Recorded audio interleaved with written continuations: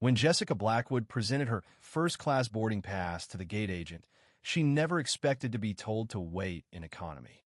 The agent's dismissive glance and their insistence that she sit in the back triggered a fire within Jessica, one that had fueled her rise from the underprivileged neighborhoods of West Atlanta to the CEO of a booming tech firm. What the airline staff didn't know was that just hours earlier, Jessica had officially become the new owner of their airline through a major acquisition deal. She was now in charge, having taken over as the lead shareholder of Air United Airways through the purchase of its parent company, Skyline Innovations. On board Flight 1527, Jessica made a quick decision. Rather than seek revenge, she would use this situation to spark a real transformation. At True Stories Network, we've documented countless examples of everyday bias, but rarely do we see someone with the power to challenge and change an entire industry so directly. As Jessica walked to her first-class seat, her mind was already on how she could make a real difference. Despite building Skyline Innovations into a multi-billion-dollar company with a focus on eco-friendly technology, despite a recent acquisition worth hundreds of millions, Jessica was still being judged by her outward appearance rather than her accomplishments. Maybe you should wait in economy while we figure this out, the gate agent suggested, barely glancing at her clearly marked first-class boarding pass for Seat 1A. Jessica, keeping her composure, replied smoothly, "My ticket says 1A for first class. I booked this seat well in advance." Lena Reed, the senior flight supervisor with tightly pulled back hair, appeared behind the agent. "I think it would be best if you wait in economy for now." It was the third time they had suggested this, and each time, the dismissal grew more pronounced. What they didn't realize was that just 8 hours before, Jessica had finalized the deal that made her the boss of the very airline they worked for. "Fine," Jessica said with calculated restraint, moving toward the back of the plane and typing a quick message to her assistant. "Give me a report on the flight crew of 1527 and Lena Reed's background. Connect me with Carl Parker at Skyline immediately." As she squeezed into the cramped economy seat, she inserted her wireless earphones. "Carl, it's Jessica. We need to discuss Flight 1527, she said, already mapping out her next steps. Lena Reed had worked in the airline industry for over 2 decades, the last 10 as a senior flight supervisor. She had developed a knack for identifying who belonged where. When the gate agent flagged Jessica's boarding pass, Lena made an instant judgment, one based on her assumption of who was meant to sit in premium sections. As the flight was about to take off, David Hunter, Jessica's assistant, arrived at the first-class door. With his sharp suit and official demeanor, he handed a business card to the lead flight attendant. Ms. Blackwood requests a meeting with the flight crew and Captain Jacobs before departure. Lena hesitated, staring at the card in confusion. "That won't be possible.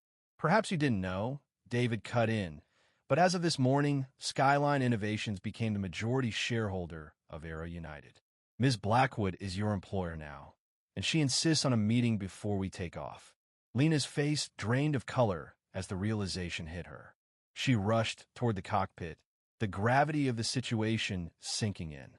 Throughout the flight, Jessica paid close attention to the flight attendants, noting how Tom Hayes, one of the more experienced attendants with a warm smile, seemed uneasy. When she spoke to him privately, he confirmed her thoughts. "What happened was typical," Tom admitted quietly. "It's not the first time someone's been reassigned based on, well, certain traits. There's a certain profile that gets you moved up." By the time the plane touched down in New York, Jessica had made her decision. This wouldn't be about punishing individuals. It would be about reshaping an entire culture. Carl Parker, the CEO of Air United, was waiting for her in the corporate lounge. Tall with a commanding presence, he stood with the poise of someone who had always been in charge. "Jessica, this is an unexpected way to start our partnership," he said as she walked in. The crew entered the room shortly after. Lena, Captain Jacobs, the gate agent, Tom, and 2 younger attendants, Sarah and Leo. The atmosphere was thick with tension. "I called this meeting because what happened today wasn't just a customer service failure. It was a fundamental breakdown in human decency," Jessica began. I was sent to economy despite holding a valid first-class ticket, and when I questioned it, I was given excuses that didn't make sense. She let her words linger, letting the weight of the situation sink in.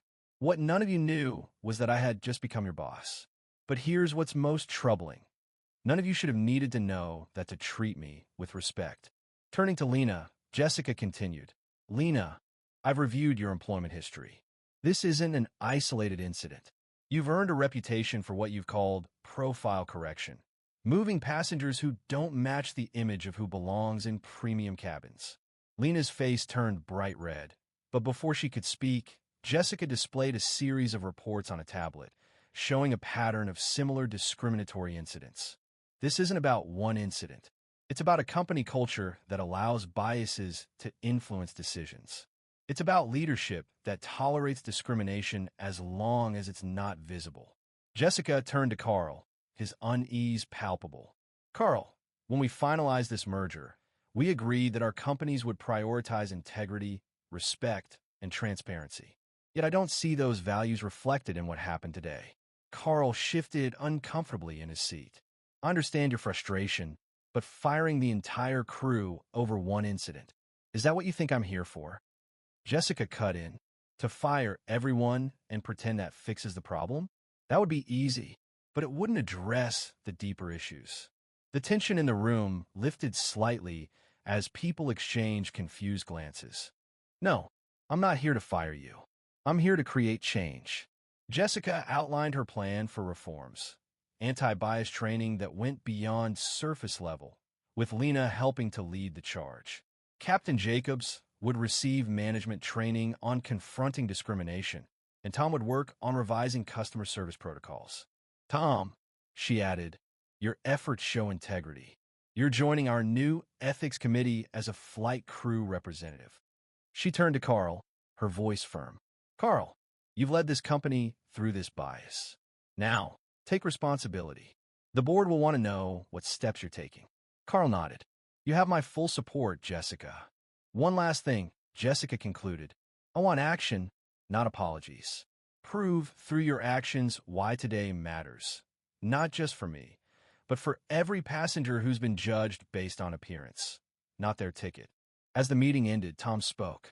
Jessica, thank you for not just firing us. Most CEOs would have. Jessica glanced back. I didn't build a successful company by throwing away potential, Tom. Sometimes, those who understand the problem best are the ones who've lived it. The next morning, Jessica prepared for the board meeting at Skyline's New York office. News of the confrontation had already spread, although many details were still unclear. During the meeting, Jessica addressed the incident directly. Let me be clear. I experienced a systemic failure that goes far beyond customer service. As a black woman in first class, I was redirected to economy despite holding a valid ticket. This wasn't isolated. It's part of a pattern. She outlined the changes already underway and gave Carl the chance to demonstrate support for the reforms. Afterward, Jessica visited the airline's training facility, where she discovered even more disturbing issues. The training materials depicted first-class passengers as white, middle-aged executives, while economy passengers were shown as more diverse. The language was subtly biased. Who develops this material? She asked. Helen Roberts, the head of training, admitted there was no diversity review process. Tom explained the ingrained profile that caused crew members to question passengers who didn't fit the mold for premium cabins. Lena added, the profile was even more explicit when I started. Instructors would say, only those with the right profile belong in first class. Jessica felt a profound responsibility. This airline was a microcosm of the larger societal issues she aimed to confront. But now, she had the power and the platform to challenge them. This was just the beginning. As Jessica sat back in her chair, the weight of the moment settled in. She had just set the stage for something far greater than corporate reforms. She had sparked a movement. The changes she was implementing weren't merely about fixing one incident. They were about shifting the very foundation of how an entire industry approached bias and prejudice. It wasn't just about correcting one flight crew or one airline's practices. It was about setting a precedent for what accountability and inclusion truly meant at the highest levels. In the days that followed, Jessica's actions reverberated throughout the company. The ethics committee began to take shape, with passionate voices from all corners of the organization eager to be part of the change. The mandatory training wasn't just a requirement. It became a culture shift, forcing employees to confront their own biases and take responsibility for their decisions. But Jessica knew that true change would take time. She had opened a door, but the real work was in maintaining the momentum. As the board meeting came to an end and the media buzzed with questions, Jessica looked to the future, determined that the airline, once a symbol of discrimination, would soon become an emblem of progress, inclusivity, and integrity. This was just the beginning, and she was ready for whatever came next.